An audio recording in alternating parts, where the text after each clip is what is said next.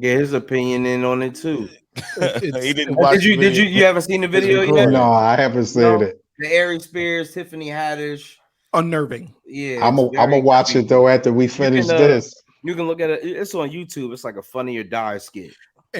But nobody talked about this. You know, Will Ferrell started Funny or Die. Why is his name not in this at all?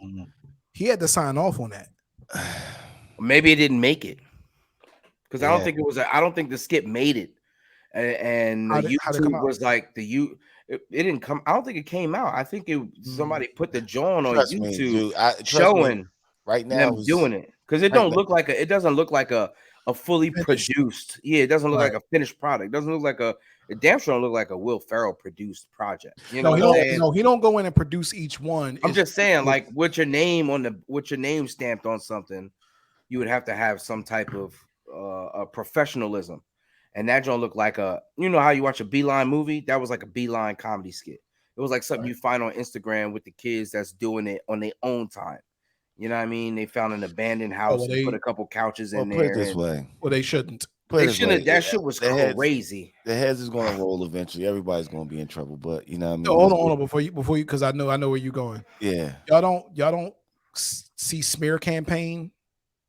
Like y'all don't get smear campaign from that. Dude, it looks like something the Illuminati. It looked like something the Illuminati filmed, and they didn't cooperate with it. And they said, "You know what? Just release that shit." That's funny. You know what? I thought that. Wow. That's what I thought. It do honestly. But even if it was a setup, my nigga, he went. They both did that. Willingly. You know what I'm saying? Like, even if it wasn't willingly, they both did a good job trying to act it out.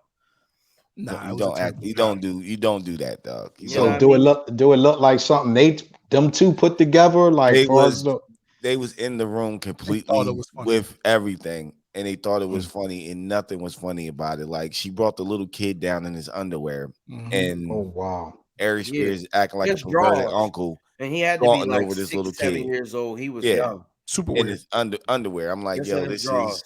Then they put him in a bathtub.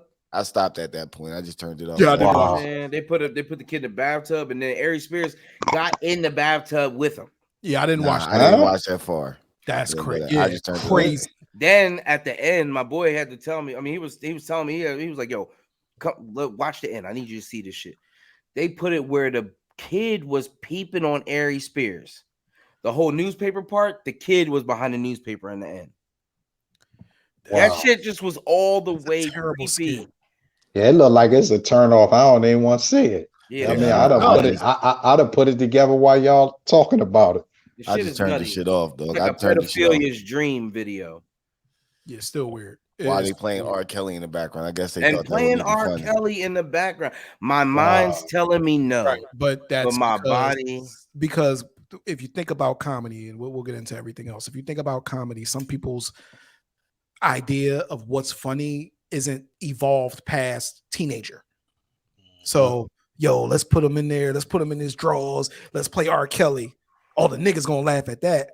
Nah, that shit is weird. No, I don't think not one bro, anybody from the hood laughed at that. But then I heard somebody try to defend it and say, I don't know if they was defending it, but they were just like, well, they could have been trying to make awareness through comedy. And I'm like, bro, that is not the way that you approach a situation.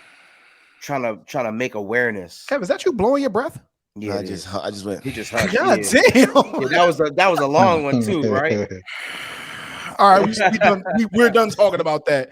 Yeah. There's ways to segue, Kev. Nah, they ways to segue. I just don't fucking like the video. Like the shit was creep. Some creep shit. Like there's no way to defend. Like when he said somebody's trying to defend it, I'm like, yo, please don't have Al Sharpton trying to defend that shit. But fuck that bullshit. Al Sharpton, what? You know, he's the king of let me get ahead of black people. Nah, not with that one, bro. That's keeps me in alarm. Like, yeah, but we got somebody in the building, man. We got a guest here with us, man. Introduce yourself, brother. Hey, man, appreciate y'all having me, man. My name is Marlon Reed, Philadelphia, north side of Philly. Just, blessed to be here with you brothers, man. I watch y'all all the time. I share y'all videos on my page. So it's an honor, man. Congratulations on everything y'all do too, man. Congratulations to you, and we appreciate the love for sure. Appreciate y'all. Why don't we get 100%. into what you do? What's your Well, what's your livelihood and what talk a little bit about yourself so they can get a little familiar with you. Oh man, for work I drive trucks, waste management. Okay. That's a whole nother story. You know what I mean? I need to So we write get about, you and Cap but can do Yeah. a team up book. yeah, you know what I mean? Put some skits together on that. You know, maybe we can Hey, rehab it with, spares and them. But you know what I mean? Oh man, I just, do a lot of things, man. Try to get back to the youth.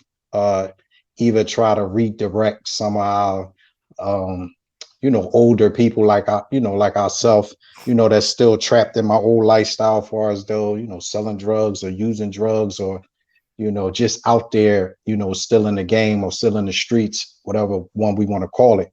So I just try to be an inspiration and give back, either what the best way I can by either going out on the streets of Philly, talking to the people on the corner, uh, writing books, any way I can, reaching out to the radio stations, even on here, you know what I mean? So I just try to give back to the youth and, try to change the mind of some of the black men that's still caught in our, in the old lifestyle where they think they can't make it because of a felony or, they just too old, you know what I mean? So I'm here to let them know that, with all them, things ahead of you, man, or them things that you got on your record, you can change. for real. We're definitely respectable. So when it comes to like writing, Mm-hmm. right? Because we're gonna get into that a little bit later on. But what made you start writing? Because I mean, like I grew up in Philly too. Mm-hmm. Um, left a long Okay. time ago. But when it comes to writing and reading, it sound terrible. But Yeah. and I'm 38. Yo, it's almost like it was discouraged. You know what I'm saying? Like around your neighborhood, like yo, dog, Yeah. you reading a book? Yeah. You're right. Like Yeah. you know what I mean? Like what made you just kind of go against the grain and start getting into writing and everything like that? Well, it all started because I was like going out on the streets and like I said, I was speaking around, spreading the gospel, you know what I mean, and with the church. And then I was also going out, with a different organization, about the violence, when things happen or shooting on this corner or killing on this corner, we would go on them corners. So I would like share my story.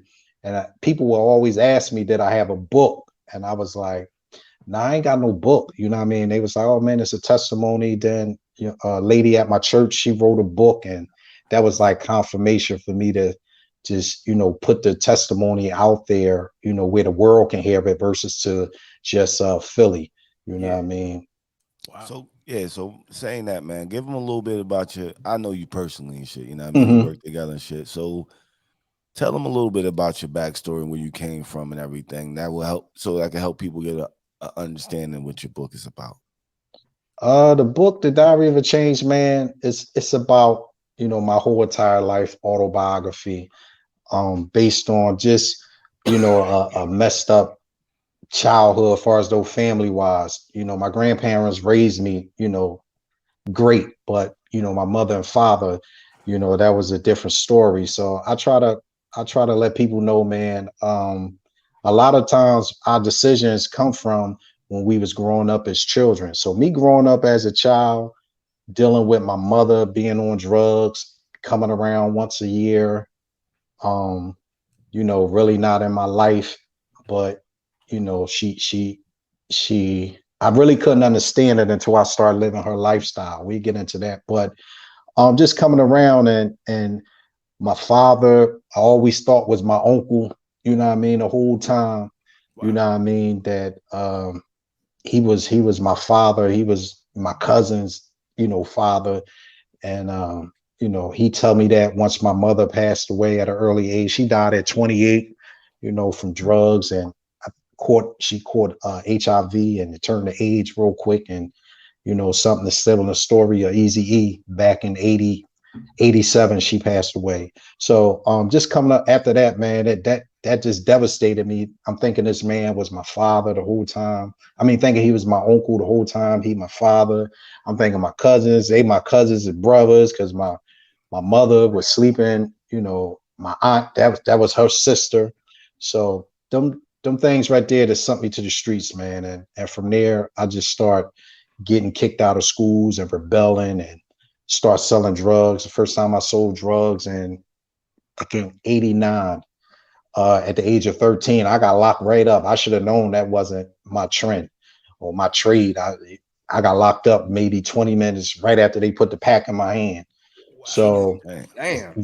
yeah. So after that, you know what I mean, I went to the youth study center. I felt as though I could do this now because used to hear the stories about, you know, the juvenile police, and it wasn't as bad as they were saying it was. So from there, man, I just started rebelling, man, became a trouble kid, man, getting kicked out of school at school, and then getting put in a juvenile facility. And then when I got out, start selling drugs. Long story short, I love partying. I got out when I was 18, 19, and long story short, just partying and partying, and one thing led to another. Next thing you know, I'm sniffing. Next thing you know, I'm lacing my own supply. And then 9 years off and on, just getting high, man. And then, you know, 2005, I got a chance to just surrender to God and, you know, turn my life around. I went back upstate. I went upstate for the first time because prior to that, I did some federal time, but I still came home and still was wilding. And then my wife now, me and her used to get high together. So I just tell her, I can't do this no more. I can't do this shit no more. And got locked up and went away for 2 years and came back a changed person. And, you know, I just wanted to get back to the people that still trapped in my old lifestyle, you know, in my neighborhood. But then I, you know, had a vision of taking it farther than, you know, every hood, every city got the same ghetto, you know what I mean? So I know someone or many that's living the same lifestyle as me in every ghetto. So I wanted to reach every ghetto, and I figured the book would be the open door. I listen to a lot of Tyson hotboxing podcasts, and one thing that he always says that I hear him say is that him going to prison was a blessing for him. Would you consider that to be the same in your case with everything that you were going through? Yep, I tell everybody, man, me going to prison the last time, that really saved my life because they really sent me to like a placement where I can get some help. And I was like, man, I got to get the help in jail because I can't do it on the streets because I got so much stuff once I get on the streets. And I don't knock the programs on the streets. You know what I mean? It's just that I can't do the programs and trying to accomplish what I need to accomplish. So if I'm in this place where I can do the programs here and change my life and get all the tools I need to take advantage of it. So I finally took advantage. Jail is really a place you can really get yourself together, you know what I mean? But it takes us a lot of times to go through them revolving doors to really get it. But in reality, we should get it the first time because they got everything. They had everything at one time, but being as though we wasn't utilizing it, they start pulling the stuff out, you know what I mean? Start pulling the trades out one by one because we really wasn't utilizing it. So the last time I went there, I just utilized all the tools I had because I knew, man, I had a vision of, you know what I'm saying, the things I wanted to do. Plus I had to come home and save my wife all at the same time. So I can't be going, you know, to programs on the streets and then trying to handle my business. So yeah, jail changed my life, man. I say that all the time. Wow. That's crazy. That's a hell of a story. Deep. That's deep. A hell of a story. A lot of people don't see it that way. You know what I mean? Like jail's a hindrance. It wasn't built for you to be able to be successful when you come home. It was built as a hindrance to, you know, I feel as though to our people. You know what I mean? Yeah, it kind of sort of like the punishment, but if we really utilize it, it really can help. Only thing it really hurt us is with the felony, you know, on your jacket. You know what I mean? But you can get all the trades, you can get your education, you know, now you get almost college, you know, credits and all that in there now. You know what I mean? But at one time, man, they had carpentry, you know what I mean? They had painting, You know what I'm saying? They had all these different things in there that, we was learning, but we wasn't utilizing it because when you're young, you're still dumb. You know what I mean? When I went in there the last time, I was 28. When I came out, I was 30. So now I'm like, man, I done gave these people Good chunk. almost all my 20s, you know what I mean? Off and on, 2 years here, year and a half here, 2 years here. So it's like, I can't give y'all no more in my 30s, but I gave y'all in my 20s. So by the time I came out, I was a little bit more mature. Sometimes it take people to get to their 40s or 50. I was just blessed to be able to mature, in my 30s, and say, look, I can't give y'all the same thing that I can't give y'all the same time I gave y'all in my 20s. I got too much. You know what I mean? My wife, she was pregnant at the time when I got locked up. I already had a son. He was like 7 or 8. So I couldn't let him grow up and see me, all tore up in the game or even let my daughter even see that. He's seen it a little bit, but I wasn't going to even let her even imagine. Only way she'll know is by me telling her the story or she reading the book. Let me ask you a question.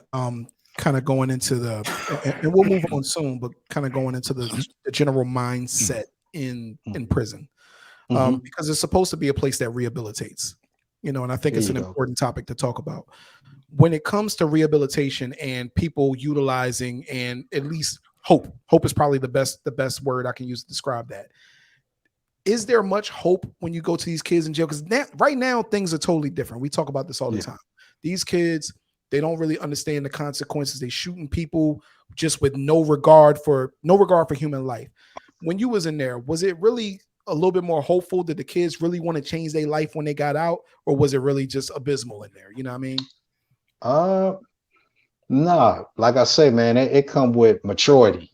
You know what I mean? And that's the battle we got to fight against the culture. You know what I'm saying? Because the culture got the kids. The culture don't really have us because we matured a little past that. So when they in there, you know what I mean, and they young, they wild just as they is on the streets. You know what I mean? It takes them to about, if they got time, 20 years or something like that, it takes them about 10 years before they calm down, or 5 years because they still young, 21, 22. They coming in, especially if they coming in for a body, they already got, I ain't got nothing to lose. Either they giving me 20 to 40 or L. You know what I mean? So they come in wild and they feel as though they got to stamp their respect. And it's hard. You know what I mean? It's hard going in there talking to them or even being in there around them because they wild just as wild as they is or the streets. They wild in there. Now you got some of them that was tough guys on the street, don't come in tough, but you got majority of them that's wild on the streets. They flip that right in jail. That's crazy. The jail is just like the streets. And the thing about it is, man, we got a long battle, you know what I mean, of really reaching them because the culture is so strong. You know what I mean? We want to reach them before they get 30 and 40. We got to reach them now because they setting the trend for the kids that's 10 years old. You know what I mean? And they the future. So whatever way they go, that's the way of the future. That's crazy you said. I hope I ain't get a little bit off of your question by reaching out to the street, but they wild in there too, bro. I respect what you say about the culture because when rap first started out in the 80s, it was more or less black power, unity, and all that stuff. And then they start going into the drugs, and now it's just, man, everything they talk about now is doing drugs, killing somebody, killing their grandmoms. They like it's just. Yeah. It's like they ain't got no morals. It used to be some morals in the street. Nowadays, it's like it's none. It's like, and it's just hard, like, to get through to these young cats. Like, yo, man, you were going down the wrong path. Like, y'all. That's why, not to cut you off. That's why rules and morals was set in place. You know what I mean? So it won't be this, back then. Now everything now is it's okay to do everything. It's not okay to do anything. That's why it was rules. Because when you ain't got no rules and morals or structure, what do you get? Chaos. Yep. And that's what we got right now because everything is okay. No, it was a reason why it was a rule in the 80s for this and the 90s for this. And maybe the early 2000s.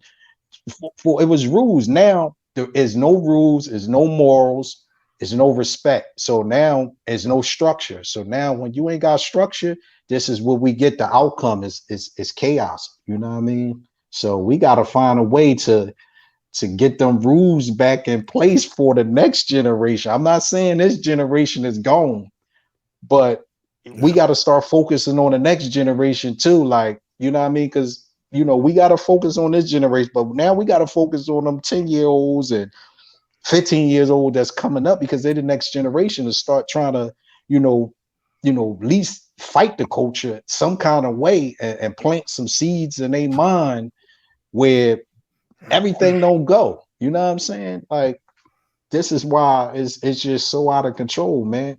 You know what I mean? It's on site, boy, with his grandma. They spray the whole him and his grandma. Crazy. Yeah, you know what I Crazy. mean? With his baby, spray him. Now they killing women. You know what I mean? Back then it was a rule. Yeah. It was a You know rule. what I mean? It was a rule. Not saying killing is okay, but it was a rule. Now women pregnant, and they're making so bad, pregnant women getting gunned down. And So they're the it's target. Yeah. They're I'm the not a street target. guy. I'm not a street guy. Never Yeah. have been. Street Yeah, adjacent, man, but I've never been a street guy. And I I know. applaud you. I Yeah, applaud look, you. hey, look, I might not have had strong man in my life, but the women really did they thing in my family. So I understood, like, nah, I'm gonna stay away from that as much as I can. I tried here and there, but you know what I mean? But you knew that was a rule. Yeah. You knew, like, yo, if you gonna go shoot, like, just like what me and them talk about all the time. If it's ever on, even when we was young, even though we wasn't street dudes, if it's ever on, it's like, yo, if I have to shoot somebody, Yeah. or if do something like that, Yeah. I'm either go by myself, number one, you know what I'm saying? Yeah. I'm going to get that person. I'm not going to shoot up like you just knew certain things, even if you wasn't in the streets. Same thing with fighting. But people you're not going to be on 17th Street. You know he on 20th, and you just start airing from 17th Street. Exactly. So all the people in between, kids, you know what I'm saying? But you know what I mean? They need a book of your of what you done, because what you done is and I always say that, man, for people who didn't get caught up in the streets, man, they focus is, man, because person like me and everybody else that get caught up in the streets, man, our focus get caught on this culture and glamour. We want to be a part of that. So for the brother or the sister who don't, you know what I'm saying, get caught in that, man, that need to be shared, man. So it could be no, you don't have to get caught up in that glamour. You got people that done it. You got people that lived in the same neighborhoods, in the same ghetto, grew up in the same a rivalry. I can't say the word environment. Rivalry. Yeah. You know, grew up in the same community and didn't get caught up. You know what I'm saying? Didn't get caught up in that. So it's possible. You know what I mean? So people like you, man, need to share those stories, write it, or if you already on a big platform. You know what I mean? People need to hear that, man, to let people know it ain't all about stories about minds. You know what I'm saying? You got people who didn't get caught in that because they didn't want that. You know what I'm saying? They had the mind frame and stayed focused to, I'm going this way. I'm not taking the detour because I see what happened.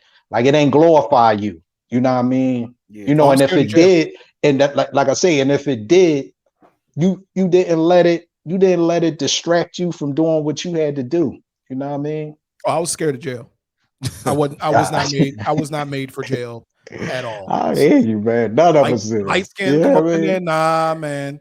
So speaking about, now we're gonna start you got your back story. Speaking about writing, like, man, what, like, you said somebody told you start writing a book. Like, what were some of the difficulties you had, like figuring out, how to write a book in general? Because it ain't like it's especially in our community, like somebody you go to, yo, man, how you write a book? Like, what was that struggle like?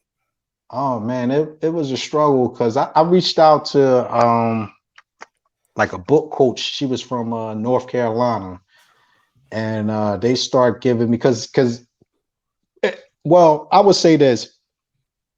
Writing about your life is easy to me. My first book was easy. The books after that was hard. because everything was about me. So I knew, how to write. I just didn't know how to, put it in structure. So I reached out and seen this lady on Facebook, and because the lady from my church at the time, she was so busy, she really couldn't help me. So I started searching on Facebook. Long story short, found the lady and Rothenberger, and I was paying her for the book coaching and the studying and all that. And the thing she was giving me was really like online, you know what I mean? So once I learned that it was online, and I just started Googling, and you know what I mean, I just took her information and the information I started Googling, how to write a book, and I just start putting it together. You know what I mean? I just start putting it together. I wrote mine year by year. But when I write now, I always write the title first or the chapter, because that make it easier. I know what I'm writing to, versus to, a person might could just write a song and don't have a hook. I would need to write the hook first so I can know what I'm writing to. So I think of all my chapters first, and then I write to the chapter. That makes it easier for me. I like that process though. Like everybody has their own process. Some people, I'll use your song analogy. Some people will write the song. That's a stupid analogy, but some people will write from the end to the beginning. You know what I mean? Which I don't understand, but they can do that. That's their process.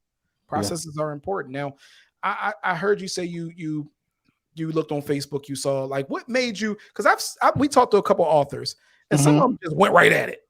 What made you say, like, nah, I'm really going to take this. I'm really going to take the time and figure out how to structure this book. Is it about just getting your message out more effectively when it comes to that, or you just want to be as professional as you possibly can? I just wound up taking it seriously, because when I start looking at, like, I start grabbing other like indie author books, independent other author books, and I start seeing how they style was of writing. You know what I mean? And I'm like, dang, that's different from mine. So let me fix this. And then I get this person book, and I wasn't even reading them. I was, you know what I mean? I was just looking at the writing style, or how they formatted it. That's smart. And that's how I just was like, man, I gotta, shape up. You know what I mean? Cause mine's is totally different. So I really got serious with it by looking at other people's books. Like, I'm always a person be like, man, people say, man, I don't want to be like him. But me, I always be like, yeah, man, I want my book to be just like this book. So I need to take that style and add it to my style. So looking at other author books made me get serious about trying to craft this book to be as perfect as possible. Who's your favorite author? You can say yourself. Probably. You know what I mean? Probably. Yeah. Because I get so many books, right? I don't read all of them. I get some for support, but I do read some of them. But I really was never a book person. I just got into it because I was out there speaking on the streets. I was never the type of guy to read, like you said earlier, because reading was, we didn't do that. You know what I'm saying? Right. So for me to take this form, man, I'm like, this gotta be God. You know what I'm saying? Because I never liked to read, wasn't the greatest reader, wasn't the greatest writer, but it shocked me that, I became a author. You know what I'm saying? Because I never, that's impressive. I never read books, man, until, man, maybe I read a whole book maybe when I got to church, like in 2010. You know what I mean? Yeah. I really never read a whole book until then. So I was just surprised that, I became an author. I mean, it was more so of when I go out on the streets. Now it's like, yo, I ain't got to say my testimony. You can go get the book. Mm-hmm. That's what it was for. And then, it just became challenging after that. So out of necessity, right? Yeah. So we like to ask a lot of authors, man. What were some of the setbacks you had or stumbles you had along the way writing the books. We had some people say they gave money to a publisher and they just took their money and they didn't see anything. Like they didn't see the artwork they had. We had people say they just stopped writing the book for like 3 years and then jumped back on it. Like they just. So, what were some of your setbacks? My setback sort of was like that because I met an editor once. I had the book coach. She introduced me to her cousin, so we it cut her out, and me and her became, and because she was actually start teaching me and all that how to edit it. So, but she was taking so long because she was going through her own. I started this book in 2014 and then come out to 17. So, wow. The setbacks was waiting on her because I had the book written. It was just waiting on her to edit it. So then I just start, like I say, that was like the major setback was the first editor I dealt, but she taught me everything as far as though the editing stages, and she taught me more than the book coach, I would say. But the setback was waiting on her for like 2 years, and then that last year I just took it in my own hands and edited myself because she kind of find out she was sick. She just ain't revealed it to me until like towards the end. So I just took it in my own hands and say, I'm gonna put it out. But the good thing about Amazon is I put it out and there was many mistakes. Amazon allow you somebody to be like, well, Marlon, page 66 got like 5 mistakes, 5 spelt words wrong. Amazon give you the platform where you can stop your process. You can stop your sales, go fix your file, resubmit it, and then it'll go back to republish it to the same date, that the original date.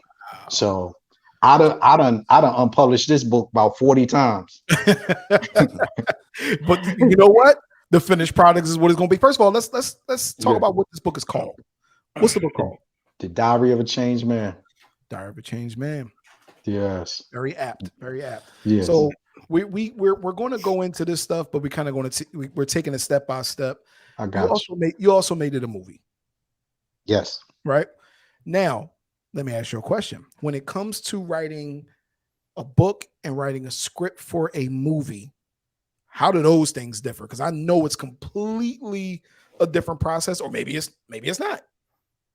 Once again, like I said about the book, for me, it was easy. Now I wrote something else. I wrote a mini series. We'll get into that down the line. I wrote a mini series, but I just want to throw that out now. That was challenging because that was my creation. Writing the script, well, for me, I went right online and said, how you write a script, and it starts saying you can see movies. So I pulled up King of New York. I pulled up New Jack City, and I learned off of them 2 movies right there how scripts is. And Bad Boy. Bad Boy was the first. Don't get me wrong. Excuse me. Bad Boy, King of New York, and New Jack City. I pulled them scripts up because they were so easy. You know what I mean? It wasn't complicated like some of the scripts you see. It was just a regular. And then I talked to myself sometimes, so it was easy to make a conversation.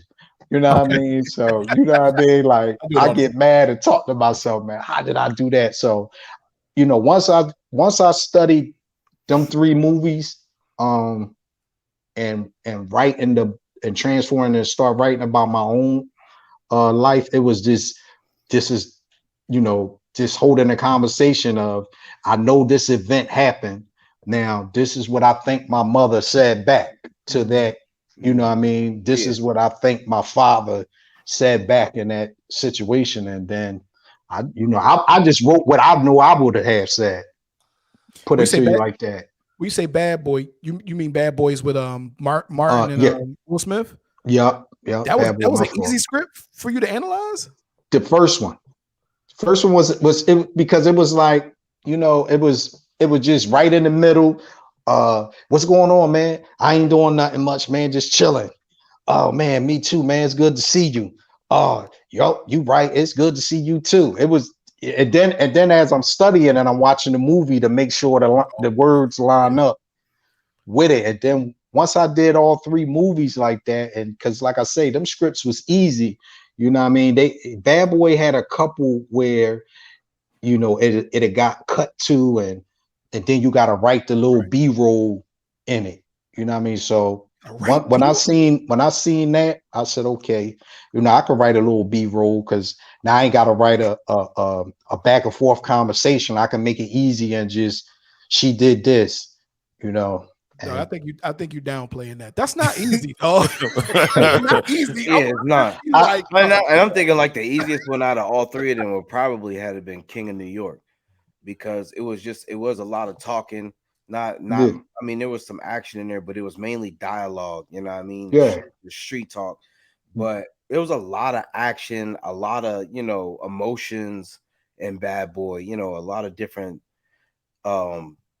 parts to that. I would just assume. I couldn't imagine that being easy at all. Yeah. I mean, pull it up. When we done, pull it up, and you will see it ain't as bad as something like a Avengers movie. You know what I'm saying? Or Black Panther movie, or what's that? The dinosaur movie that just came. Jurassic Park. Like them joints is a lot. Because you got to write the emotion in too. You got to write like, hey, she's gasping or she looks like she's terrified. Yeah, but Bad Boy it helped me because it was just like I said, when you pull a script up or pull King of New York script up, the script that they give you is just like it ain't real long conversations. Like they words is maybe like 7 words in the dialogue.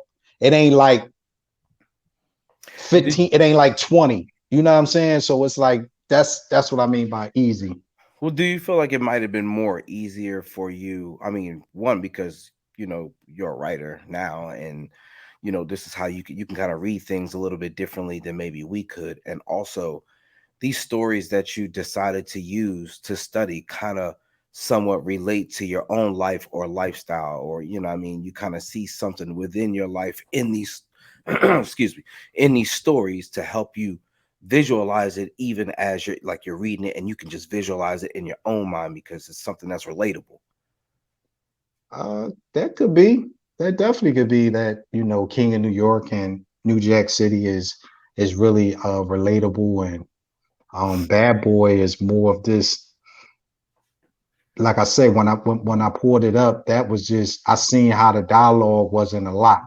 But as far as like you say, King of New York, yeah, and me by time I went to write this, I done wrote 7 or 8 books, so it makes it, like you said, makes it easier, as far as a writer, because when I wrote them, I think I had wrote them as a book style, and then once I got with a director and all that for the film, they showed me what apps and all softwares to use, because writing a script is different.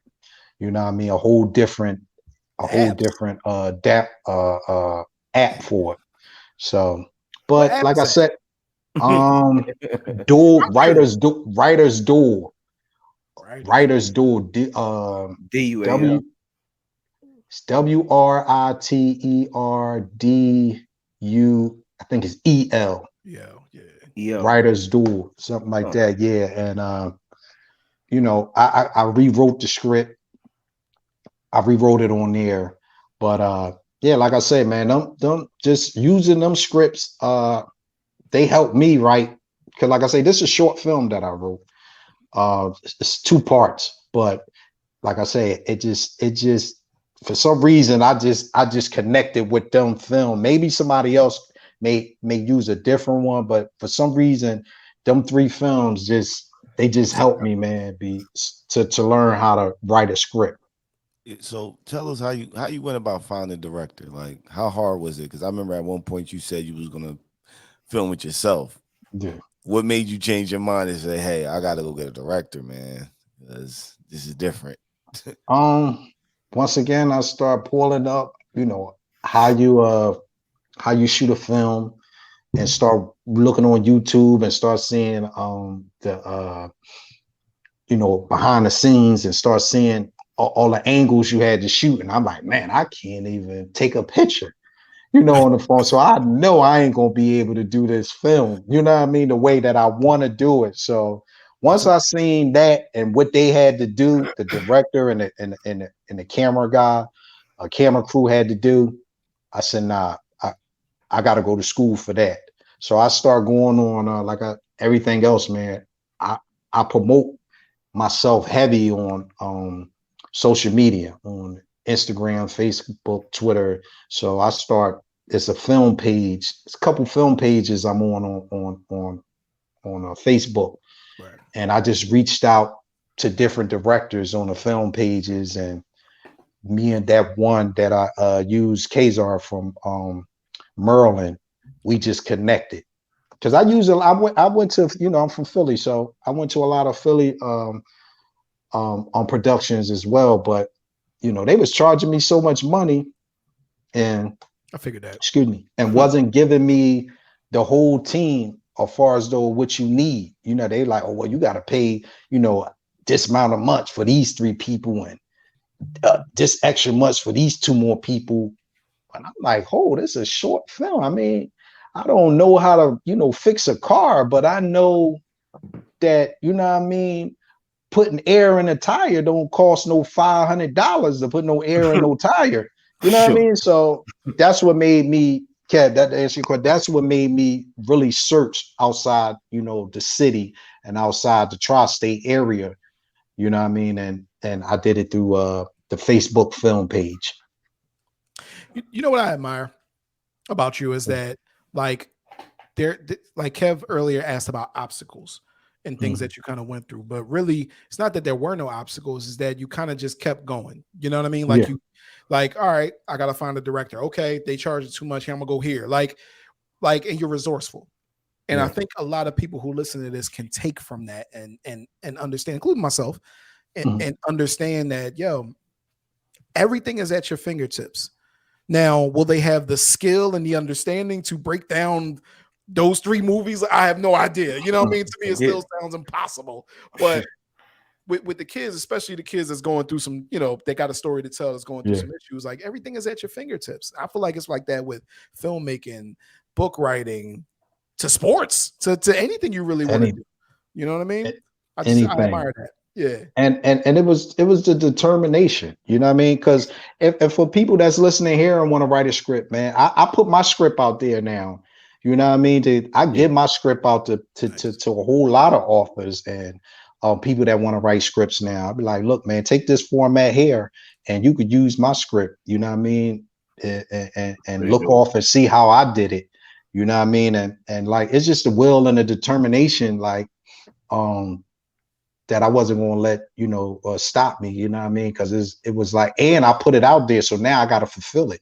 You know what I mean? Because I promote myself years before I even do something. So I promoted myself a couple years. The book came out, was promoting it from 14 to 17, 3 years it come out. But the whole 3 years I'm promoting it. So now I got to put it out because I put it out there. Same thing. Once the book came out, I start talking about a film from 17 until we finished filming here in 2022. So it's like now I put myself out there. So now I cannot do it. I cannot fulfill it because now it's like, now you fraud. You know what I mean? So that was like the determination there of more of being more not a fraud and being more of standing on my word. That's important. Of now, because like I say, the second film is a lot challenging. It's more money. So, you know what I mean? I'm promoting this already. So now I gotta get through it. But I'm like, man, how am I gonna get the money for this? You know what I mean? Because this is a little bit more longer. Kickstarter. Just throwing that out there. Kickstarter. Throw a Kickstarter out there. People believe, especially once they see your work ethic. You know what I'm saying? Like it's a lot of people who really believe and say, yo, I'm willing to put money behind what you're doing so you can get your vision out there. It's a lot of resources, but yo, I was going to ask you, are you plan on filming anything else. Sorry about that. I just went on it. Nah, Went it's on good. like the Nah, energized talk your talk. bunny. Just start talking. Talk your Nah, talk. That's how it's supposed to go on the podcast, bro. Explain, like me and you talk behind the scenes, man. But Yeah. I want you to break down to them, man. Like, how was it shooting the film, dog? Like, because you told me about everything, man. Getting down there, just tell them, tell the listeners, man. Break the story down to them.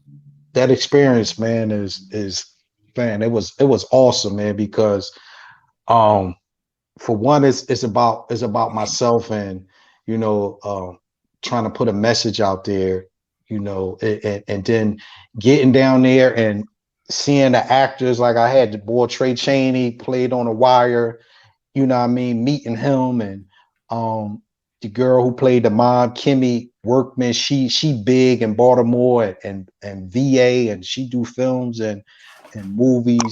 My whole cast is like got films under their belt, so I was just blessed, man. But to see the experience, man, of behind the now I know what behind the scenes look. Now I know what it takes to really make a film, and I get commands to the production crew, like yourself, the sound guy, because I was doing everything. And man, just to see that and seeing people acting, the actors acting something that I wrote, man, that experience, it's like hard for me to like express how I felt, man. But it was an overjoyed feeling, man. We filmed in the heat. It was 100-something degrees. Some people almost fell out.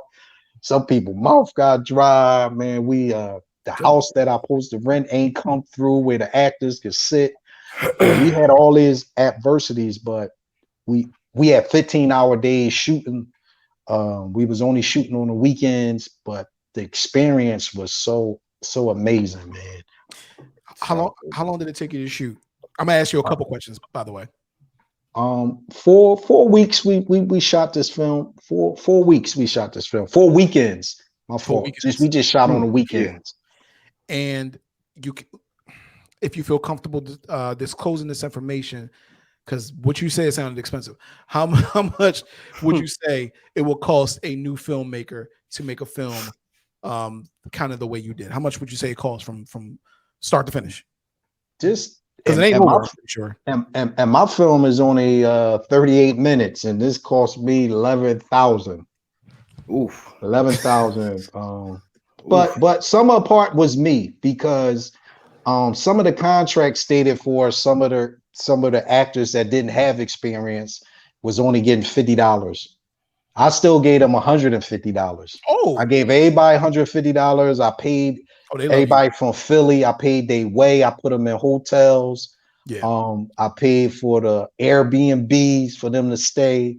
So it was more so a lot was on me too. Like the director think I went overboard. I didn't have to, but I wanted everybody to have a good experience when they say, man, I work with that guy, Marlon Reed. That guy's a good producer. That guy a good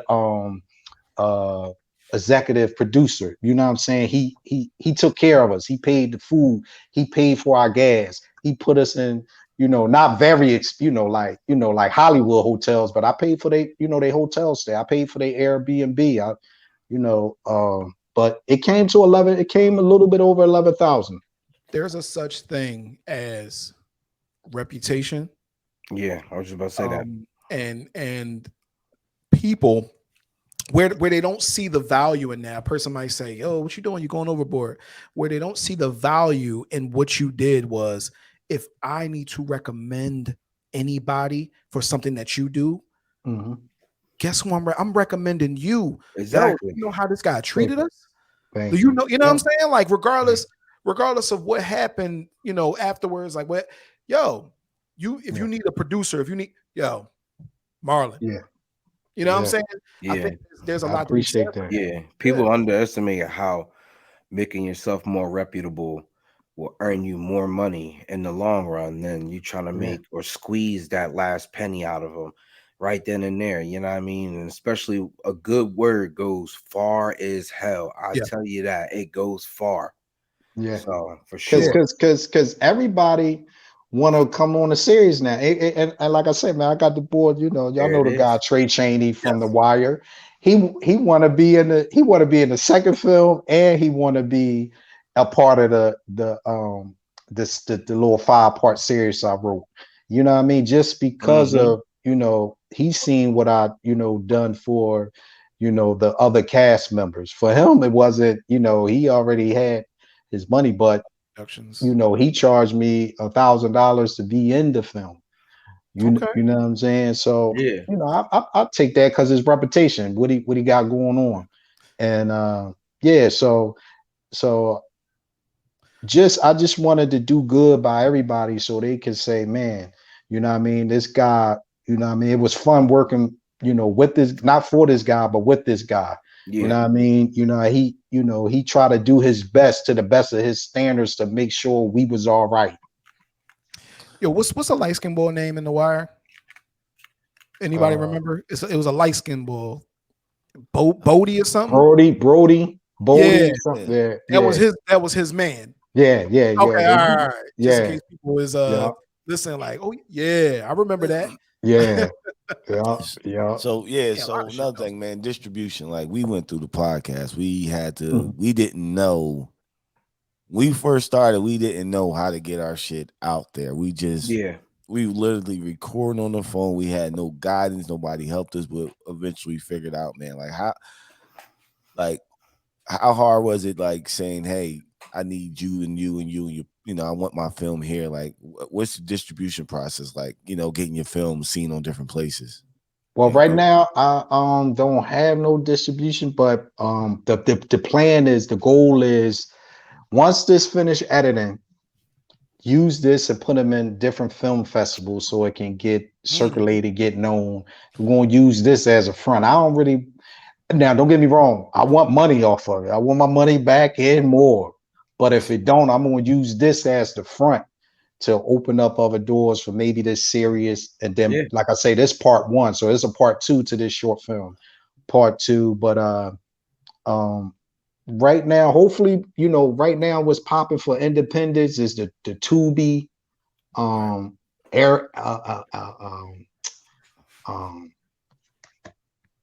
Amazon too, though. Amazon, that's what I was trying to think. Amazon, Amazon, and just they do the same process as the books. But once I get my whole plan is once I get a couple films under my belt, a couple short films, maybe one featured film, or maybe 2 feature films, to sit down with them. They can't deny me, because it's like, now I'm coming with a catalog. I got 7 books, I got 3 films, and I got 6, 7 written films, and whoever else on the team add their stuff to it. So it's like, when I sit down with a lender or distribution deal, like, yo, this is, you know what I'm saying? Like, we've been doing this without a distribution deal. Now, imagine what we can do with it. When I come to the table, I'm just building the catalog. But in the process, we're gonna be reaching out to, and if somebody want to grab before I can get a catalog, I ain't if the deal right, what I mean, it's right there. Because like I said, I can't see myself at waste for another 19 years. Something got to give. Either one of these lottery tickets or one of these scripts gotta blow. I can't keep getting up at 3 o'clock for no 19 years. It's killing me. That's one thing about creativity. When you got creativity, it's something that, and I've tried, it's something that you can't extinguish. Like, and every time I remember telling them, every time getting up to go, it's no matter how good the job is, because I know where you work. It's a good job. Yeah. Good job. You know what I'm saying? I've had a good job before. You know what I'm saying? And when you have that creativity in you and you feel like you got to get it out, it's almost like you're not wasting your life, but it's almost like, bro, I can't continue doing this way, because I got something to say. I got something to give people, something in me to give to people. It's like a gift. And we all know that God gives gifts, right? Yeah. Regardless of what you believe in, God gives gifts. And it almost feels like you doing him a disservice if you ain't getting your gift out. That's how I feel. Yeah. And you kind of feel emptiness inside too. You're doing the same shit over and over again. and you just, I mean, nobody wants to really work unless they love what they do. You know what I Yeah. mean? So while Yeah. you going to work, you're just looking around like, man, I'm not supposed to be here. You know what I mean? Yeah. Like that feeling when you get back from vacation, a beautiful Oh, Yeah. vacation. Oh my You come back from God. Jamaica, you come back from a We cruise, talk about St. tomorrow. Thomas, These after you these look 3 around. days. oh yeah, Yeah, right, exactly.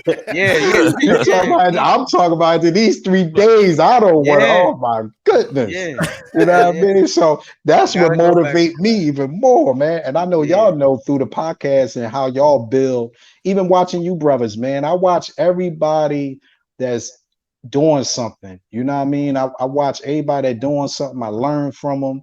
Even not asking you guys. I just been watching y'all from meeting Kev from the years of I remember him saying how how y'all started and things of that nature, yep, man, and how big, the platform is growing, man. And I'm, ask him questions. He tell me about the cameras and all that. Cause I remember I told him I had a camera and I couldn't do this. And he like, oh, yo, man, yeah. this 12 seconds, do this. You know what I mean? So I've just learned from everybody through different trades, man, and just congratulate y'all as well, man, because y'all teaching us, man. Y'all giving brothers like us and sisters like us and every race ethic a chance to come on here and spread, their type of talent or spread their message.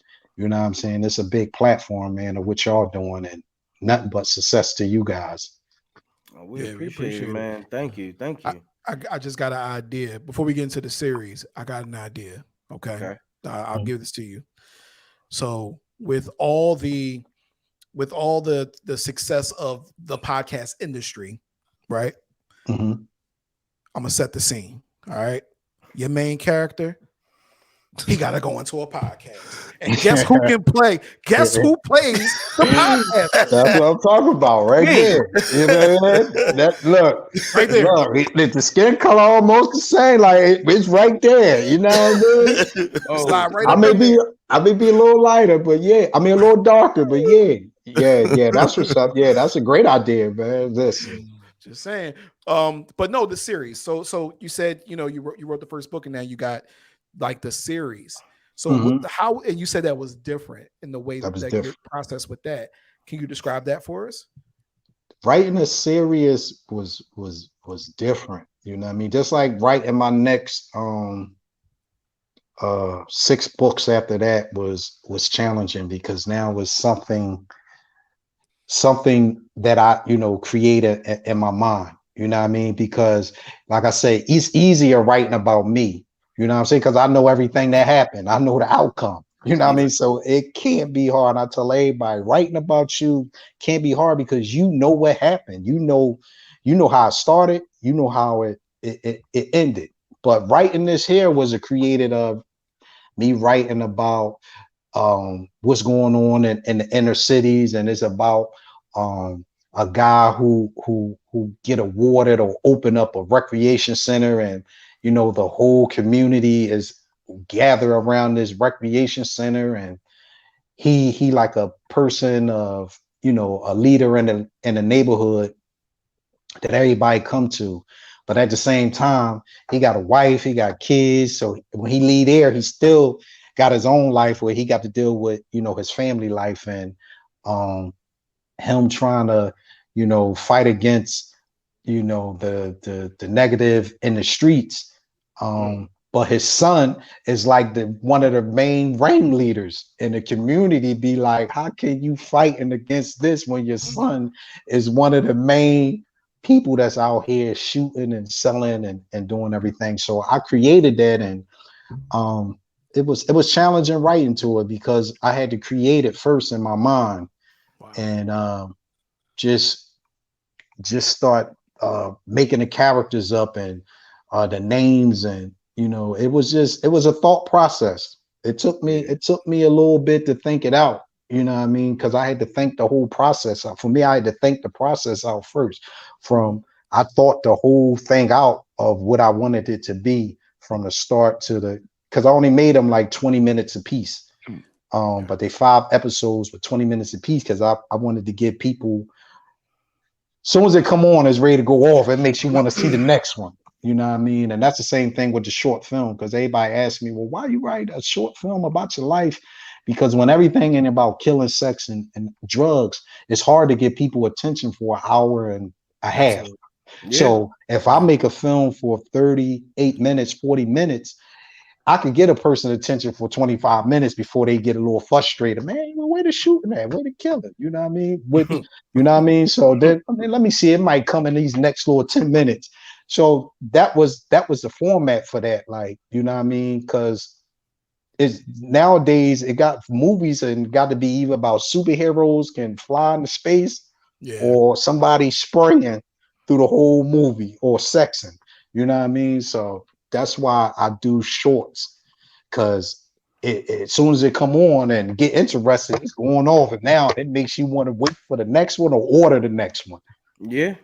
I mean, that's smart. And there's something to be said for short films. Like even with a person, that has as many stories as you, like, as far as like In Your Brain and What Happened to You. Like, to me, that's how you get your idea out. It's like on a budget, right? Yeah. Because if you had millions of dollars, then sure, let's go. It probably be different. Right. Yeah. You it definitely be different. Yeah. But when you got, I think that's a perfect way to do it. And the film festival, like that's how they do it in Hollywood. A lot of these movies that we love, these indies, those that came from the festival, and it was good. And it don't come out to maybe 2 years later. You know what I mean? A lot of people don't know it get floats and circulated for like a year and a half before it even hit these mainstream or hit the theater. You know what I mean? It'd be out, since 2020. It's been floating and being promoted and getting these actors and this director and this, people known through the industry, so you definitely right, man. It's just the way to go with the film fest, and that's what we're gonna do with this short film. We're gonna put that out as the front, hit every film fest that we can. Because my motto is, I be telling my director, be like, that's why I wanted to keep it under like 48 minutes. We had to cut some parts, but I had it to 48 minutes because the Oscars is 48 minutes. Anything over 48 minutes, you can't win an Oscar. I already telling them, like, look, we're gonna make the film 48 minutes because we won an Oscar. We won the best short film. I didn't know the last three people that won the best short film was Spanish, Black, and I think Indian. So I fit in all three of them. You know what I'm saying? I fit all three of them. So why I can't be the next one that win that short film? So that was my whole thing, man. That was my whole concept of, when we said we put them in film festivals, my whole thing was, look, man, I'm winning the Oscar. Keep this under 48 minutes because that's the rules to the Oscars. You know what I mean? From 5 minutes to 48 minutes is a short film. Considered a short film to win an Oscar. So that's what I'm shooting for. Yeah. Now if I don't happen, but that's where my mind frame at. Let me also ask another question, not to bogart this whole interview, but go ahead, bro. What does dreaming big mean to you? Because when I listen to you, that's what I see. You just talked about winning an Oscar. Like, it's people who spend years of sputtering out, not really doing what they say they're going to do, stuff like that. But you like, write the books, write multiple books, because that's that's easy. It became easy. Film a movie, a short film, and then you talking about winning an Oscar. I love that energy. What can you say about just dreaming big and kind of leading with that? Man, because dreaming big always give me motivation, man. Man, I watched my brother, man, he won a gold medal in 96. And I watched him used to say he gonna win a gold medal. And I watched everything he went through to win that gold medal for boxing in 96. And that gave me motivation, man, because we used to be like kids. We used to be like, man, Dave, get out of here. Winning them, they knocked out. We ain't even uplifting him. We bringing him down. You know what I'm saying? And through all of we holding him underwater, he still believed in that. So that and for him being my bigger brother, that always like stuck with me. Like, man, you know what I'm saying? think big. You know what I'm saying? Because even if it don't happen, you know what I'm saying, you can't be disappointed because you're gonna win something within between. You know, either you win an award or you win recognition. You know what I mean? Like I put my books in book tournaments. They don't win, but I get so many recognition. So I tell people I still won because I get so much recognition of meeting different people. So I always dream big, man, of you know, when I first got interviewed at Waste Management, I was talking about manager. That's why I came there. You know what I mean? I was telling Paul, like, yeah, this is the reason why I came, because I want to be a manager. But I just tell everybody, man, dream big, man, because if you dream small, you're gonna be disappointed if you don't reach that small goal. You know what I'm saying? And then you can't be disappointed if you don't reach the big goal, because you're gonna reach some other goals in between. You know, so don't start small. Now we got to start small as far as though taking our steps, Of course. but always think big. Like this is where I want to end up at. Like I'm saying, I can't be here 19 more years. I'll be 65. So I'm looking at I'm 46 now. I'm looking at 65, like where I want to be at. You know, but of course, if it don't happen, at least I know I tried. I had that thought, I had that dream. You know what I mean? Even if I do stay there till I'm 65, at least, you know what I'm saying, I dream big, like, you know what I mean? And you know, so I that's what like motivate me to do things, man, is just thinking big, like, you know, I want that, you know what I'm saying? Like if I don't get that BMW, I'll go get the Buick. At least I come out with the Buick, but I'm thinking BMW first. You know what I mean? But I know the Buick. I know I need the Buick to get me where I need to go. You know what I'm saying? But I'm thinking this BMW. You know what I'm saying? Once I get through these needs and fulfill all my needs, now it's time to fulfill some of them wants. And I want that BMW. But I'm gonna start with this first B. I'm gonna start with this Buick.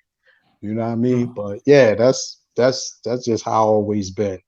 Damn, that's inspirational, man. You know, hopefully people listen and hear that, man. Yeah, man. I don't hope, shortchange don't shortchange your goals, man. No, you can't, because a lot of times then we won't because if we don't think big, man, and y'all know, y'all men, that y'all businessmen and y'all just men, period. You know what I'm saying? So, you know, if we start small, once we reach that small, we might just get stuck there. Oh, I fulfilled this goal. I fulfilled this. You know what I mean? This is what I want. No, I'm gonna reach for this, even if I don't get it. But my goal is to get down here, because it might be easy to get 10 blocks. Man, I'm looking at 1,000 miles. You know what I'm saying? Or 10 million miles. 10 million miles. That's what I'm looking at. It might be easy to reach 10 miles, but I'm looking down the line of reaching, 10 million miles, even if I don't reach it. You know what I mean? That give me the will to keep going. Study versus this little one gold or these two golds or these little things. Now, I ain't gonna overwhelm myself and try to do too much at one time. I'm gonna take it one step at a time. But my vision is to make sure my great grandkids is good. You know what I mean? Or leave my daughters and sons something that that our parents wasn't in position to leave us something. We in position, so we got to take that advantage. So that's you know what I'm saying. I don't blame my parents or grandparents because they wasn't in position. Right. And if they was, it was a lot more harder for them than, man. We got so many opportunities to where we can lead them something. It's just up to us how we manage to leaving it to them. Gems. Gems. Yeah, man. Great gems. Shoot for the moon, and even if you miss, you're still among the stars. That's it. That's just like America. That's like America, right? They telling you they went to the moon in 78 or 68 and ain't been back since. So all this technology they got now, they can't be to the moon. Same thing. Knowing that they lying. That conspiracy theories. Let me clear that up. The conspiracy theory that they went in 68 See, they dream big, you know what I mean? But now with all this technology in 2022, the technology can't make it there. See, you know, that's how I'm dreaming. I'm dreaming to get there. He May said even that's say how I I'm got dreaming. there so I can keep trying. You know what I mean? But yeah. All right, Yeah. man. We're getting close to the end, bro. So first, like we always do, we tell people we want people to promote themselves. We want you to tell us where we can first. We want to tell everybody where we can find the book, and then next we're gonna get into your social media and when your films is coming out. So where can everybody find all your work at right now? All my books is on Amazon, and if you don't feel like reading, all my books is on Audible. I got a narrator for you to listen to them if you want to catch a plane, train, or just a long car ride. You can listen to them like you listen to music. That's on Audible or iTunes. And if you want to read it on your device, any of the devices, you know, it's on ebook, Kindle. So, you know, Nice. any way you need to any platform you need to have these books, I have them for you. If you just want to read it hardback, softback, you want somebody to read it to you, or if you want to read it on your phone and still have somebody read it to you, it's on Amazon, Kindle, and Audible. All right, cool. Nice. Word. Any word on when the movie's coming out? Oh, damn, my fault. The movie, I'm not sure. We still editing it. We shooting for doing like well, I went to some premieres and that changed my whole mind of because I want to wait till I get a feature. So I might premiere this series because that's going to be about an hour and 40 minutes. But I may do like a opening party when it's on Tube, when it's coming out on Tubi, gonna play it. So hopefully we shooting to put it out hopefully December or sometime in the middle of next year. It depends on how the film fest allow us to put it out. Right. You know what I mean? But I am planning on trying to do like some type of little screening where people can come see it like in November. You know what I mean? But then far as though putting it out where the whole world can see it, it probably don't be to next spring because it's going to be hit. Once you put them in film fests, I don't think you can bring them out. Right. Okay. Yo, don't they that joint and I don't know the theater. I just know that like I think I had like a song in one of those like somebody did an independent movie and it's a theater near Temple that they were allowed to show. Actually, they did a couple of them, my bad. They was allowed to show their movie there too, like premiere their movie there. What's that? It's a theater near Temple or something? I don't think it's a theater. It's a where everybody be having show. I forget what it's called. Right there on Broad. The Met. No. It's before. It's right there on Broad and CCB Moore. You know, you coming up Broad Street, Kevin, and that I forget what it's called. I know it's not the Leah Course Center. Yeah.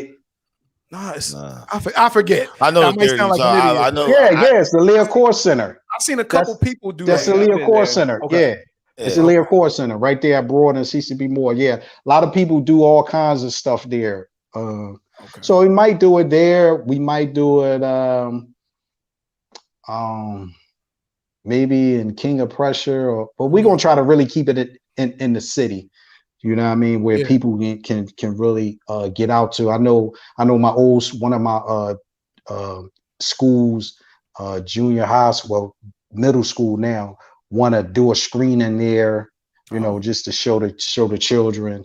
So we got a couple different places that we're working on to try to, you know, have an opening showing for the children and for the people. So hopefully it'll be around November. I don't know because I gotta wait on the director because he doing all the editing. Right. So he said it's going to take a little bit to edit it. Yeah, let us know because I got you. I got you. I appreciate y'all. Get you back here, man. So any social medias you want to promote, anything you want, you know, where people can find you at and reach out to you, bro? I'm on Facebook at Marlon Reed. I'm on Instagram as Mr. Marlon Reed. I'm on Twitter. Marlon Reed 4. So those three social medias, I'm always on a platform. I'm always promoting. You can catch me on there, or if you want to email me at mrmarlon960 at gmail.com. You can get in contact with me through those 4 ways. But definitely social media. Once again, Facebook, Marlon Reed, Instagram, Mr. Marlon Reed, Twitter at Marlon Reed 4. So nice. Yeah. All right. I hope everybody got that. Those descriptions. I'm gonna get them from you also when we done talk to you. They're going to be in the description of this episode, so you'll be able to click the links and you'll be able to get at them. So, and it'll make it easier for our guests out there. Yep. Any more questions you guys got to want? Dre, I know you do. You always wanted to do a film, man. Here go. You got all your info. I asked my questions. You talking about? I even took the name of the app and everything. What's wrong with you? Yeah, I know. Yeah, bro. And I'm pretty sure this ain't gonna be our last time talking. So you know what I mean? No, I'll definitely pick your brain. Yeah. You know what I mean? Yeah, Nah, we just appreciate you. Man, I appreciate y'all back, man. Like I say, man, once again, appreciate what y'all doing. Y'all giving us platforms, man, and congratulations to all 3 of y'all brothers and all the things y'all doing together individually, man. Keep going strong. Keep giving us independent indie authors and musicians and artists and art forms and poetry, whatever, you know what I mean? All independent, man. We appreciate y'all. I'm speaking for all of us and appreciate y'all what y'all doing, giving us this platform to get our work and our talent out there to be heard through different people that we don't know. You know what I mean? The people that y'all know and people that follow y'all, man. And thanks to y'all followers as well for listening. Man, we appreciate it. Passion Don't go. I accept that good energy. That was amazing. Yeah, for sure. Don't go nowhere. We're gonna keep you there, man. But I think, like he said, man, thank y'all for listening, man. It's my man's right here. I told y'all he was gonna bring some fire with him. Yeah, You know what man. I mean? And think big. all the people that's listening, always think big, man. Think big. Listen, take advantage of every opportunity that we have, man. We got so many opportunities that our parents didn't have, man. Let's think big. Let's not be selfish. Let's think about our generation under us, our family generation, and the generation that's under us, because whatever which way they go, that's the way of the future, man. If they going all negative, the future going to be negative, man. If we can get them to change to go positive, then the future will be positive, man. But think big and always get back. Word. All right, man. then. Streets That's is it. with We y'all. out of here. Peace. Y'all. Peace. Peace.